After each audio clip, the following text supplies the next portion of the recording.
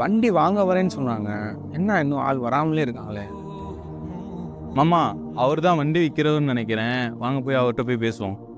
வாங்க தம்பி, நீங்கள் தான் வண்டி விற்கிறதா சொன்னீங்களே, ஃபோனில் பேசுனீங்கல்ல? வலைக்கும் சலாம். வாங்க பாய், நம்ம தான் கால் பண்ணுது. வாங்க ஏதாவது வண்டி பாருங்க பாய். வாங்க.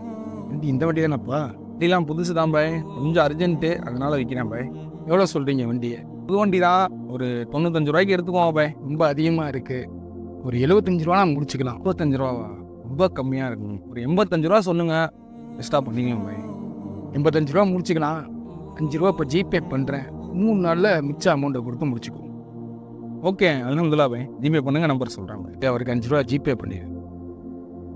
ஜிபே பண்ணிட்டேன் பாய். ஓகே பாய், வாங்க 3 நாள் கழித்து வண்டி எடுத்துக்கோங்க.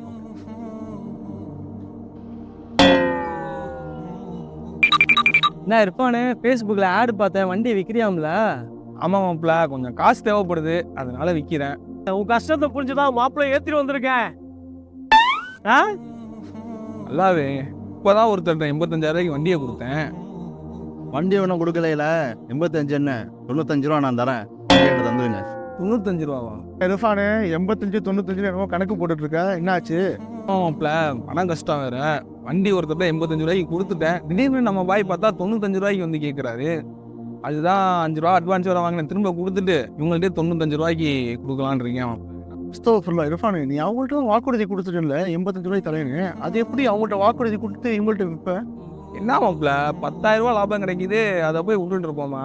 சும்மா போமாப்பிள்ள. இருப்பானு சொன்ன வார்த்தை 100ல் ஒரு வார்த்தை சரியான வார்த்தை. மாப்பிள்ளைகிட்ட 95 ரூபா காசு வாங்குற. 5 ரூபா முடிச்சு விடு மாப்பிள்ள. வாக்குறுதி பார்த்தா பொழப்பா பார்க்க முடியுமா? கிரெடிட் கார்டு மிஷின் வச்சிருக்கிறேன், ஸ்வைப் பண்ணிக்கிறேன்.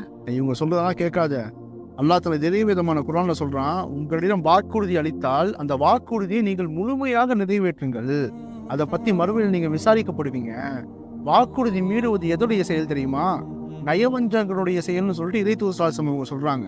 அதே போல மறுமையில் அல்லாஹ் தனது இறை விதமான குர்ஆன்ல சொல்றான், வாக்குறுதி மீறுவது என்பது அது மிகப்பெரிய பாவத்துல சேருங்கிறான். இப்படி ஒரு மனிதன்ட்ட வாக்குறுதி அளிச்சு அவர்கிட்ட ஒரு 5,000 அமௌண்ட்டும் வாங்கிட்ட, அப்ப அவருக்கு நீ துரோகம் செய்யற மாதிரி ஆவாதா? இது ஒரு வாக்குறுதி மீறல். இல்லாவே சரி, நான் அவர்கிட்டயே வண்டியை கொடுத்துட்றேன் சார். மாப்பிள்ள பாய் தாவா பண்ணிட்டாப்ல, இது வேலைக்கு ஆகாது.